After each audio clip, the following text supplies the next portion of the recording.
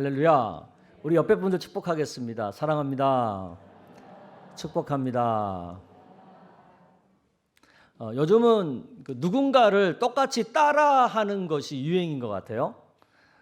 유명 인사들, 어떤 연예인들이 하는 것을 보면서 그대로 따라하면서 뭔가 만족을 느끼고 즐거움을 느끼는 사람들이 많은 것 같습니다.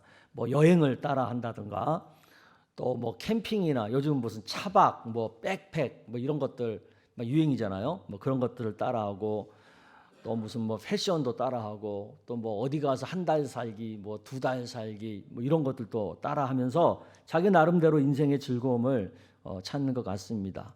자기가 좋아하는 사람을 이렇게 따라하는 거, 이게 좋은 건가요? 안 좋은 건가요? 좋다고 생각하시는 분, 안 좋다고 생각하는 분. 저는 누군가를 따라하는 게 굳이 나쁘다고 생각하지는 않습니다.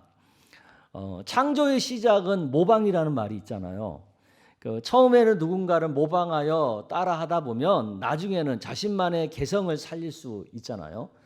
그러니까 처음에는 좀 이렇게 따라하다가 또 점점 자기만의 세계를 발전시켜 나갈 수 있으니까 좋은 모델을 따라가는 건 좋겠죠.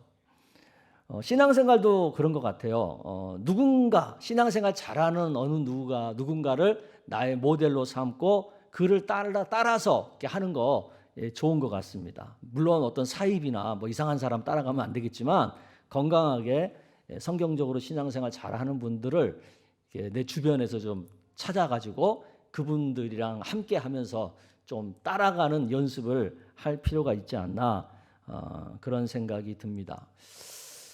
저는 제 젊은 날 되게 이렇게 좀 방황하고 좀 이렇게 젊은 날 많이 좀 이렇게 거친 삶을 살다 보니까 제 삶의 시행착오가 사실은 많았어요. 근데 제가 지금 돌이켜 보면 참 감사한 게 있어요. 뭐냐면 하나님께서 그때그때 저에게 주신 은혜 중에 하나가 성경을 읽으면서 성경에 나오는 어떤 신앙의 인물을 담고자 하는 마음을 저에게 주셨다는 거죠.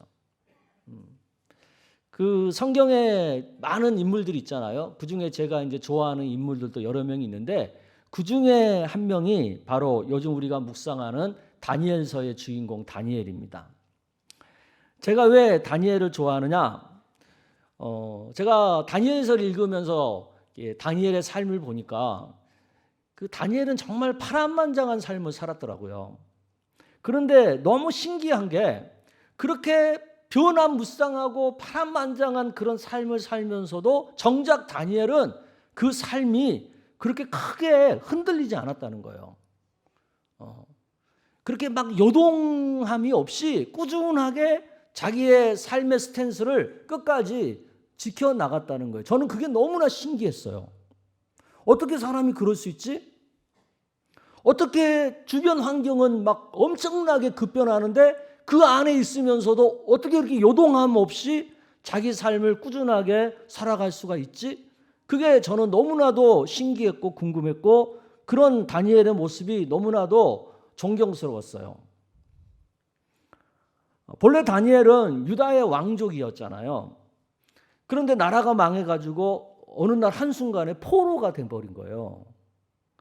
그야말로 왕족에서 포로가 되는 추락하는 인생을 경험하는 거잖아요. 그러면 그렇게 되면 사람이 어떻게 돼요? 특히 젊었을 때 이랬으니까 15살이라고 나이에 이걸 경험한 거니까 추락을 경험한 거니까 그 삶이 좌절할 수밖에 없죠. 그리고 방황할 수밖에 없잖아요. 우리 여자분들은 좀 덜한 것 같은데 우리 남자분들 보면 삶이 이렇게 추락하면 엄청난 충격과 방황을 하잖아요. 다니던 직장에서 어느 날 갑자기 그만둬야 되는 상황이 생겨버리면 정말 남자들은 총체적으로 흔들려 버리거든요. 그래서 직장을 잃어버린 남자들을 보면은 완전히 폐인처럼 살잖아요. 밤낮도 없고 술로 시간을 보내고. 그게 왜 그러냐면 좌절해서 그렇거든요. 좌절해서. 근데 사실은 그러면 안 되는 거잖아요. 그럴수록 더 정신 차려서 내 삶을 잘 이렇게 유지해야 되는데 근데 그게 쉽지 않다고요. 제가 우리 남자분들에게 좀 부탁을 드리는데 요즘 이제 그 경제가 어렵고 코로나 어떤 상황 이후에 여러 가지 우리 삶의 환경이 급변하다 보니까 직장을 잃어버리는, 생업을 잃어버리는 일들이 참 많이 일어납니다. 그럴 때 남자들 부탁인데 그럴수록 삶을 유지해야 돼요. 자고 일어나는 시간을 정확하게 하고 밥 먹는 시간도 정확하게 하고 그럴수록 술을 멀리하고 그럴수록 가족과 함께하고 일이 없잖아요. 생업이 없으니까 시간이 많잖아요. 그 많은 시간을 긍정적으로 활용할 줄 알아야 되죠. 가족과 더 많은 시간을 할애하고 집안 청소도 좀 하고 아내도 좀 도와주고 그렇게 해야 새로운 기회가 보이는 거예요. 근데 그러지 않고 술로 살고 밤낮 없이 무질서하게 살아버리고 그러면 폐인되는 거예요. 정신들 차리세요. 따라서 하세요. 정신 차리자. 정신 똑바로 차리자. 남자들 정신 차리세요. 진짜로. 다니엘은 바벨론 제국 시절의 포로였어요. 그런데도 불구하고 하나님의 특별한 은혜로 상당히 성공적인 삶을 살죠. 그리고 높은 권력을 갖게 되죠. 심지어 바벨론 왕마저도 다니엘에게 엎드려 절할 정도로 비교할 수 없는 타의 추종을 불허하는 어떤 특별한 능력을 발휘합니다. 사람이 이 정도로 성공하면 어떻게 되겠어요? 자랑할 만하죠? 교만해질 만하죠? 그죠? 근데 다니엘은 그렇지 않잖아요. 포로 다니엘은 항상 누군가에게 견제와 시기를 받으면서 살았어요. 차별을 당하면서 살았다고요. 여러분 그런 삶이 하루 이틀도 아니고 계속된다면 얼마나 스트레스가 많겠어요. 그리고 이런 스트레스가 계속된다면 그 삶이 지치지 않겠어요? 또한 다니엘은 세상이 격변하는 그런 시기에 살았어요. 패권 국가가 3번씩이나 바뀔 정도로 그야말로 급변하는 그런 세상 속에서 국가의 지도층으로 살았다고요. 그 격변기를 온몸으로 겪으면서 살았고 그 변화무쌍한 세상에서 지도자 노릇을 하면서 또 자신의 삶과 자신의 신앙을 지켜나가는 그런 삶을 살았거든요. 얼마나 힘들었겠어요. 어떤 리더십의 위치에서 그 격변하는 세상을 헤쳐나간다는 것은 굉장히 힘든 일이거든요. 저도 지난번에 코로나 겪으면서 한 교회 담임 목사로서 그런 일들을 겪어나가는데 정말 힘들더라고요. 오죽했으면 제가 쓰러져서 응급실을 2번이나 갔겠어요. 그런 거예요. 그러나 다니엘은요, 이런 형편들에서도 흔들리지 않고 자신의 삶과 자신의 역할과 자신의 신앙을 잘 지켜나갔다는 거예요.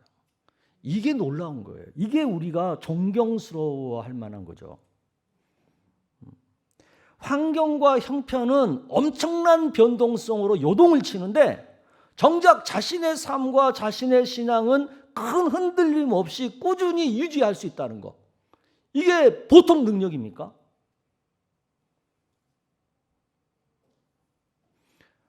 제가 지금까지 이렇게 목회 활동하고 하면서 정말 많은 사람들을 만나고 많은 사람들을 상대했겠죠?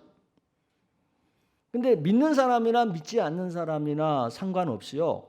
나름대로 자기 삶을 점점 발전시키고 점점 나아지는 쪽으로 삶을 꾸려나가는 그런 분들에게는 공통점이 있더라고요.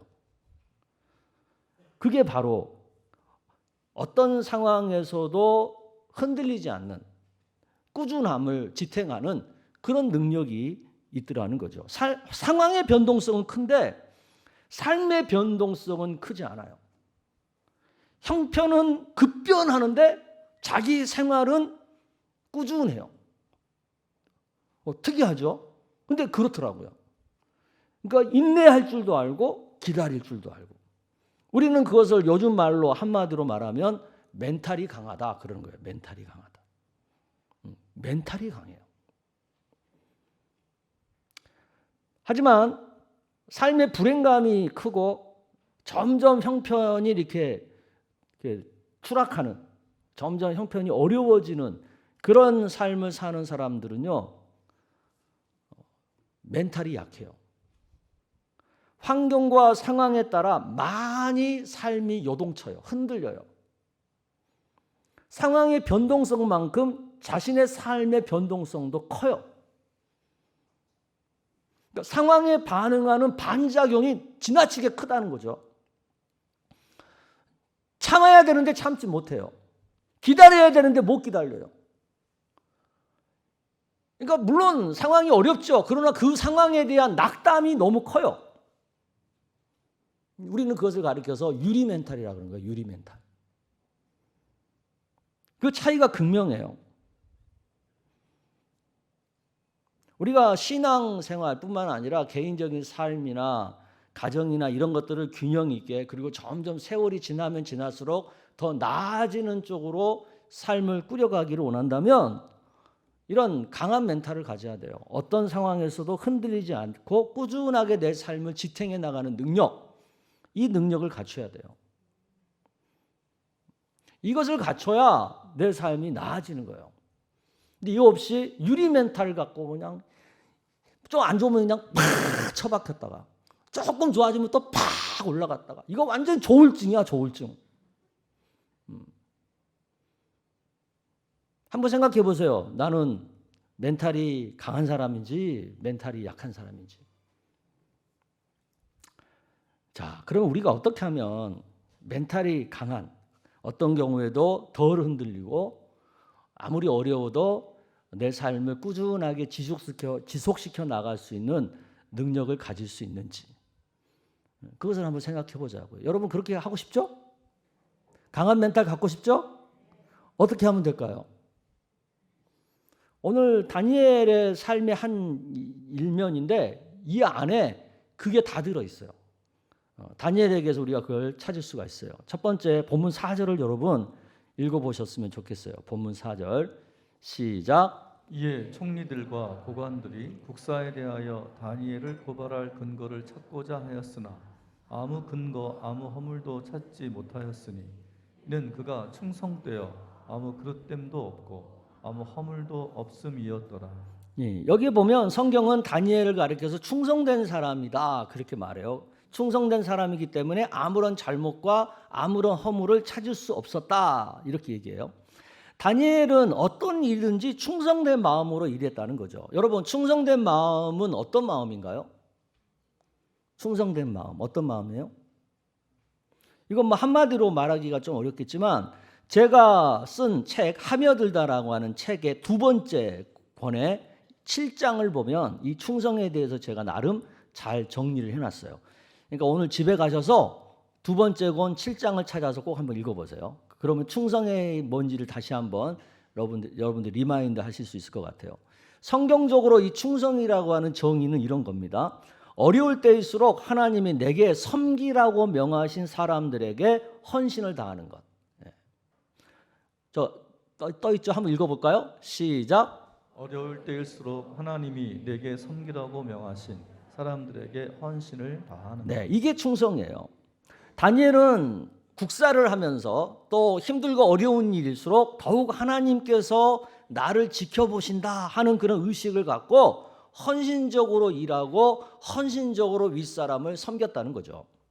누가 보든 말든 하나님의 시선을 느끼면서 헌신적으로 희생적으로 일하고 섬겼다는 거죠. 이것이 충성이라는 거예요. 충성스러운 사람은요 대충 일하지 않습니다. 돈 받은 것만큼만 일하지 않습니다. 어떤 일이든지 하나님께서 내게 맡기셨다는 마음으로 그 일을 대합니다. 하나님께서 나보고 섬기라고 보내신 사람이라는 마음으로 윗사람을 섬깁니다. 이게 충성이에요. 평상시에 이런 충성된 마음으로 일을 하고 윗사람을 대하잖아요. 그러면 그 사람은 흠없고 허물없는 삶을 살게 되는 거예요. 평소에 흠없고 허물 없이 살았기 때문에 내 삶이 크게 흔들릴 만한 사건과 사고도 잘 일어나지 않겠죠? 그런데 매사를 대충대충 하고 윗사람들에게 불충하고 그런 식으로 사는 사람은 어떻게 되겠어요? 사방에 지뢰를 뿌려놓는 삶과 같은 거예요. 언제 어디서 어떤 지뢰가 터져서 나를 상하게 할지 모르는 그런 불안한 삶을 사는 거예요. 그래서 충성된 마음을 가져야 한다. 그렇게 성경은 얘기하는 거예요. 아멘. 근데 여러분, 생각보다 교회 다니는 사람들 중에 이런 충성된 마음이 없는 사람들이 많습니다. 그러니까 신앙과 이 충성된 마음을 일치시키지 못해요. 따로 놀아요. 세상 사람들과 똑같이 계산적으로 일하고 이기적으로 일하고 대충대충 시간만 때우는 식으로 일하는, 그리고 자기 권위자들, 자기 윗사람들을 뒤에서 이렇게 비난하고 불평하는 그런 예수 믿는 사람들 많아요. 하나님이 내게 맡겨주신 일이고 하나님께서 나보고 섬기라고 보내신 사람이라는 것을 모르거나 인정하지 않거나, 이것을 인정하지 않잖아요. 그러면 세상 사람들과 다를 바가 없는 거죠. 하나님의 눈에 내가 전혀 충성된 사람으로 인정을 받지 못한다. 그러면 사람들한테도 인정받기가 어렵겠죠. 우리 그리스도인들이 세상 사람들과 경쟁하면서 그들을 이길 수 있는 차별성, 여러분 그게 뭘 것 같아요? 그게 충성된 마음이에요. 요즘 세상 사람들은 충성된 마음을 갖고 일하지 않잖아요. 철저히 계산적이고 철저히 자기중심적이고 그렇잖아요. 그런 사람들을 상대로 해서 세상에서 우리가 그들을 이길 수 있는 것은 뭐겠어요? 그들이 하지 않는 충성된 마음으로 일하는 거죠. 이게 경쟁력이에요. 우리 그리스도인들이 세상 속에 살면서 세상 사람들보다 앞설 수 있는 비결, 그것은 그들이 갖고 있지 못한 거룩함과 그들이 갖지 못한 충성스러운 마음이에요. 이게 있어야 우리 세상 사람들과 경쟁해서 앞서갈 수 있고 이길 수가 있는 거예요. 다니엘이 그랬어요. 다니엘이 바벨론과 바사 제국의 그 뛰어난 사람들, 인재들과 경쟁하면서 그들을 이길 수 있었던 것은 이거예요. 하나님 앞에서의 거룩함, 그리고 충성스러운 마음. 이것 없이 세상 속에서 예수 믿는 사람들이 세상 사람들을 이기고 앞서갈 수 있는 것은 어려워요. 이것 없이 세상 사람들과 똑같은 마음으로 일하잖아요. 그러면 우리는 100점 100패해요. 믿음은 있지만 세상에서 늘 루저의 삶을 살 수밖에 없어요. 그러니까 우리가 세상 속에서도 세상 사람들과 경쟁해서 위너의 삶을 살고 싶다면 거룩함과 이 충성스러운 마음을 갖고 살아야 하는 거예요. 이런 은혜가 있기를 축복합니다. 여러분 스스로 생각해 보세요. 나는 충성스러운 마음으로 일하는 사람인지, 아니면 세상 사람들과 똑같은 사고방식으로 일하고 있는지 한번 생각해 보시길 바랍니다. 두 번째는 삶의 규칙과 습관성이에요. 본문 10절에 보면 다니엘은 매일 하루 3번 기도하는 규칙과 습관을 우선하면서 살고 있죠. 여러분 10절 읽어보겠습니다. 시작. 다니엘이 이 조서에 왕의 도장이 찍힌 것을 알고도 자기 집에 돌아가서는 윗방에 올라가 예루살렘으로 향한 창문을 열고 전에 하던 대로 하루 3번씩 무릎을 꿇고 기도하며 그의 하나님께 감사하였더라. 다니엘은 그의 정적들, 그의 대적들이 자기를 죽이기 위해서 일부러 의도적으로 어떤 법을 정한 걸 알죠. 그 법이 뭡니까? 기도하면 사자굴에 던지겠다는 거죠. 이거 말도 안 되는 정말 웃기는 얘기죠. 근데 그것을 다니엘을 죽이기 위해서 일부러 그 법을 만든 거예요. 근데 다니엘은 그걸 알았어요. 알면서도 기도하는 영적인 습관을 중단하지 않았다는 거죠. 이런 영적인 경건의 습관이 다니엘이 어떤 경우에도 흔들리지 않는 꾸준함을 유지할 수 있는 지탱력을 갖게 하는 능력의 원천이었다는 것을 우리가 알아야 돼요. 규칙적이고 꾸준한 경건의 습관은요, 어떤 상황을 만나도 하나님을 끝까지 의지하는 사람으로 나를 만들어줍니다. 그래서 요동함 없이 자신의 삶과 신앙을 지켜갈 능력을 얻게 되는 거죠. 하지만 이런 영적 습관을 갖지 못한 사람들은요, 상황에 따라서 믿음이 흔들릴 수밖에 없습니다.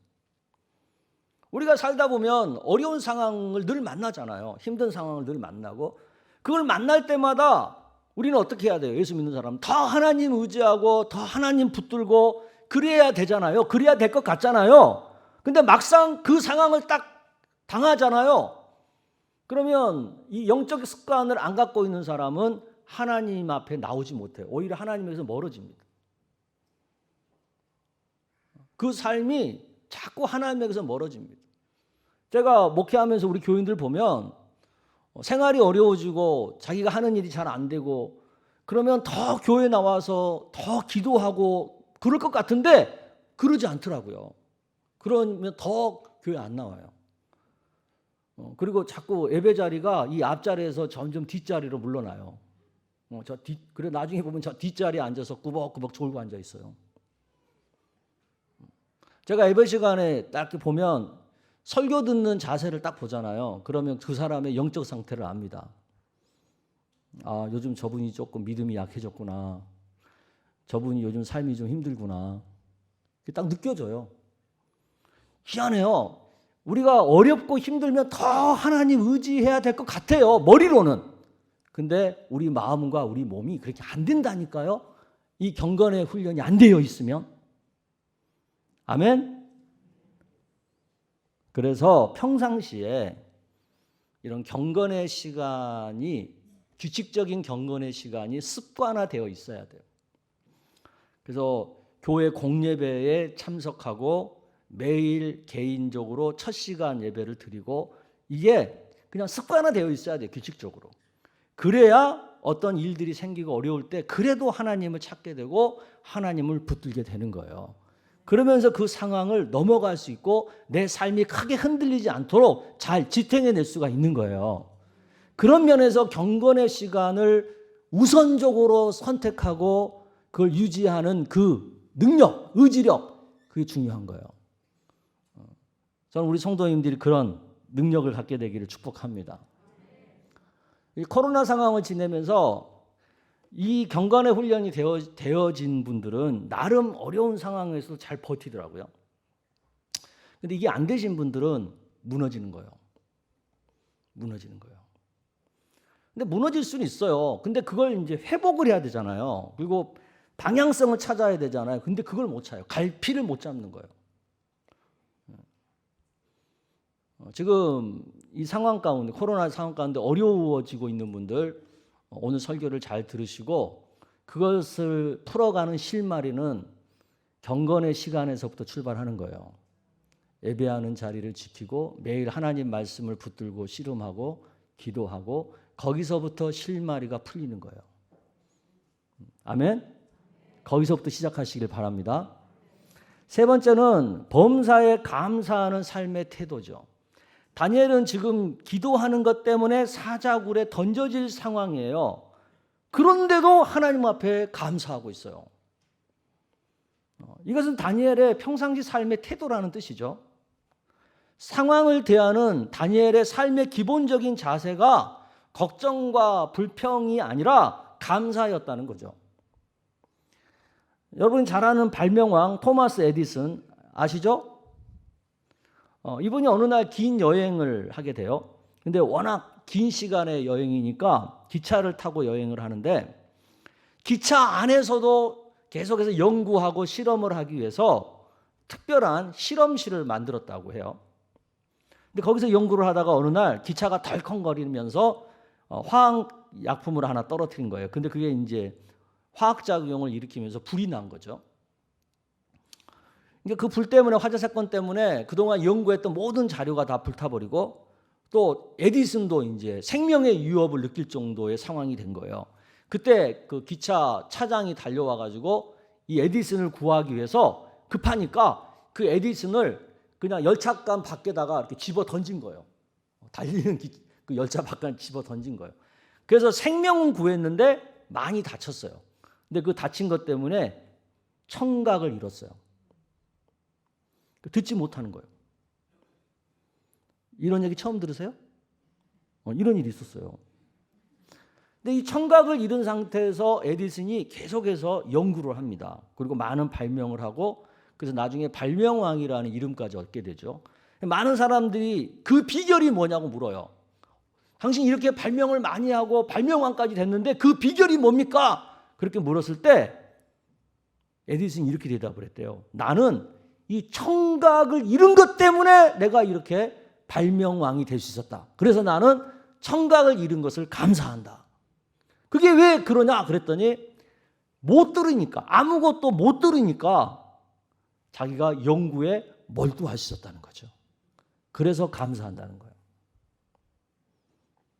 우리가 매사를 어느 시각에서 보느냐가 되게 중요해요. 그리고 무슨 생각으로 그것을 내가 수용하느냐, 이게 또 중요해요. 그런 분들 있죠. 환경이 바뀌고 여건이 바뀌고 세상이 달라지기를 계속 기다려, 그걸 기도해요. 그런데 그 입에서, 그 마음에서는 늘 원망과 불평이 가득해요.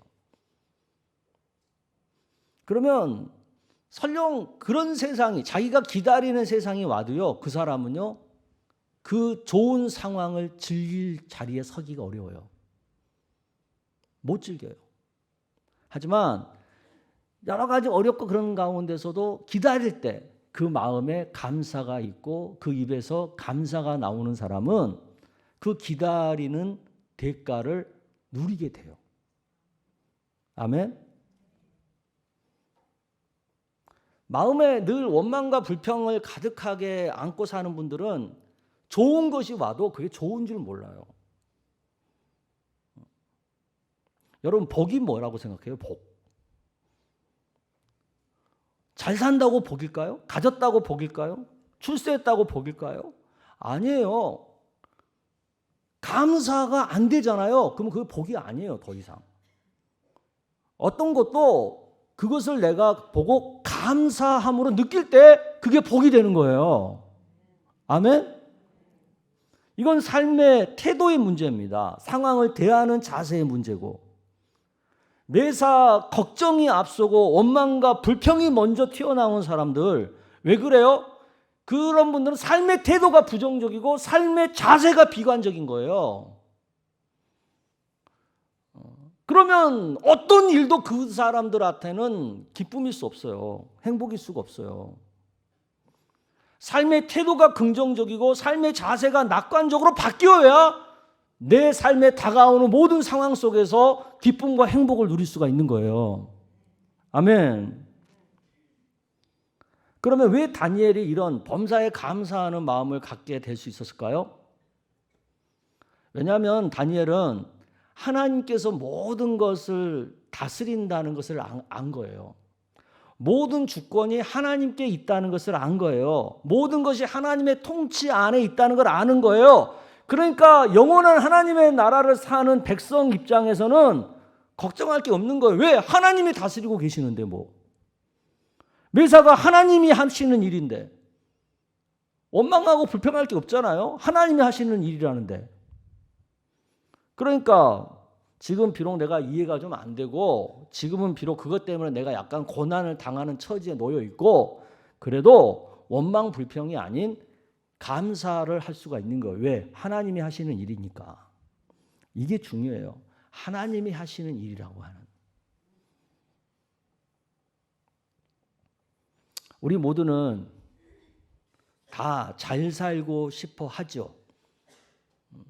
그런데 잘 살고 싶은 마음을 갖고 나름 노력을 한다고 해봤어요. 그런데 잘 안 되는 거야. 그런데 그걸 몇 번 경험하다 보면 잘 살고 싶다고 하는 의지 자체도 잃어버려요.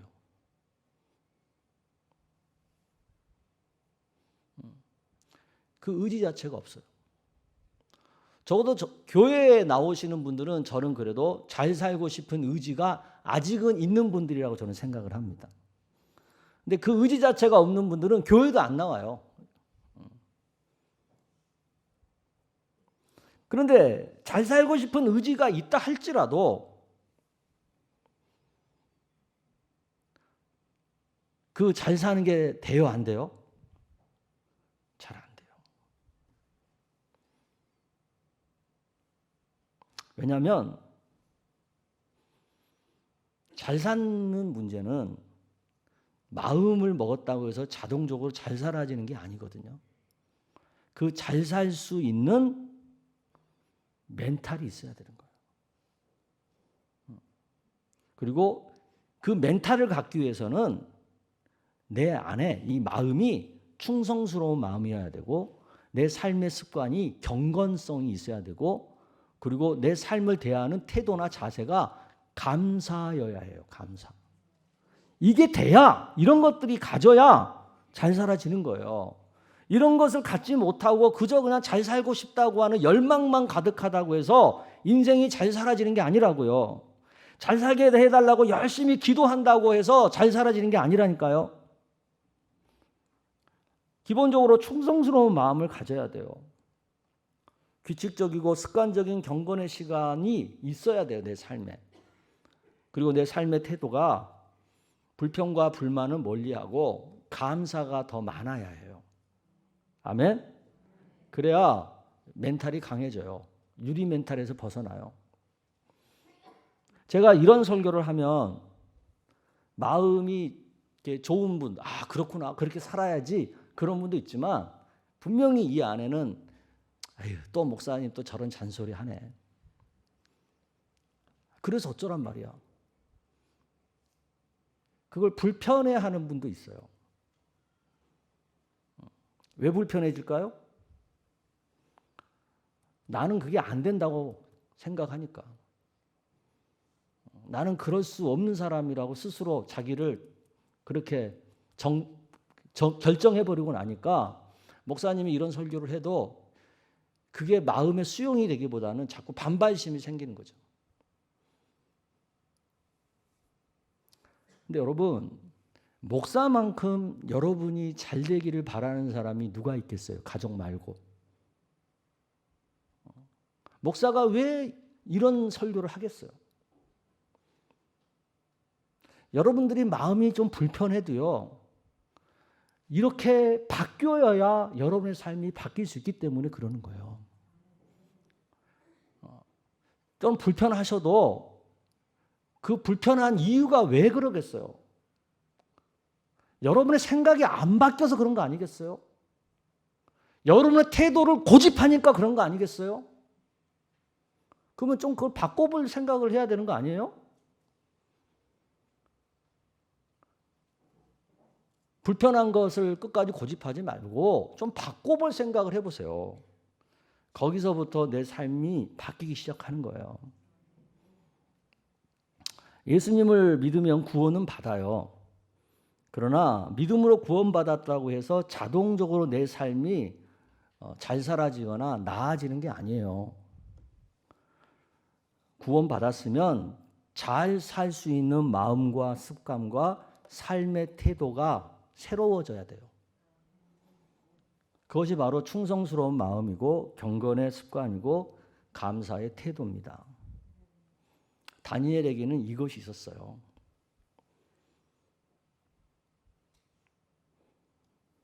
제가 지금까지 살면서 하나님 앞에 참 감사한 것 중에 하나가 뭐냐면 어렸을 때부터 제 마음에는 모르겠어요. 그건 누가 가르쳐서 그런 것은 아닌 것 같은데 제 마음에는 좀 더 잘 살고 싶다고 하는 열망이 있었던 것 같아요. 나는 지금보다는 더 잘 살 거야. 나는 다른 사람보다는 더 특별하게 살 거야. 그런 열망이 있었어요. 조그마했을 때부터. 그러다 보니까 설교 시간에 목사님 설교를 들을 때나 성경을 읽을 때나 무슨 책을 볼 때나 거기서 뭔가 내가 배울 것을 발견하면 그대로 해보고 싶은, 그대로 따라 해보고 싶은 그런 마음들이 생겨났던 것 같아요. 저는 굉장히 거친 사람이었어요. 그리고 굉장히 비판적인 사람이고 한마디로 말해서 되게 싸가지가 없는 사람이었어요.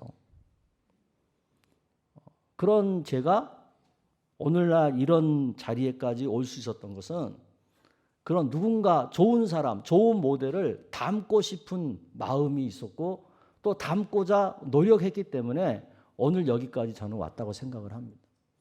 그렇다고 내가 뭐 이렇게 뛰어나게 잘 사는 거라고 생각하지는 않지만 그렇다고 해서 제가 못 사는 건 아니잖아요. 저 정도면 괜찮지 않나요? 사랑하는 성도 여러분, 부탁이에요. 지금보다 좀 더 나아지고 싶지 않으세요? 내 때보다 내 자손 때에 더 나아지는 그런 가정, 가문을 만들고 싶지 않으세요? 그러면 좋은 모델을 세우고 그 모델을 따라 할 줄 알아야 돼요. 자꾸 내 이 마음만 고집하지 말고. 여러분이 좋은 사람이고 훌륭한 사람이라면 지금 여러분의 삶이 그만큼 좋아야 되고 많은 사람이 본받을 만한 삶이어야 되잖아요. 근데 그러지 못하잖아. 그렇지 못하다고 판단이 된다면 내가 바꿔야 되는 거 아니겠어요? 그게 더 합리적인 판단 아니겠어요? 고집하지 말고. 오늘 다니엘 훌륭한 사람 아닙니까? 다니엘을 좀 배우자고요. 다니엘처럼 멘탈이 강하고 다니엘처럼 충성스럽고 경건의 습관과 감사의 태도를 갖는 그런 사람이 되려고 한번 노력해보자고요. 이런 은혜가 있기를 축복합니다. 아멘.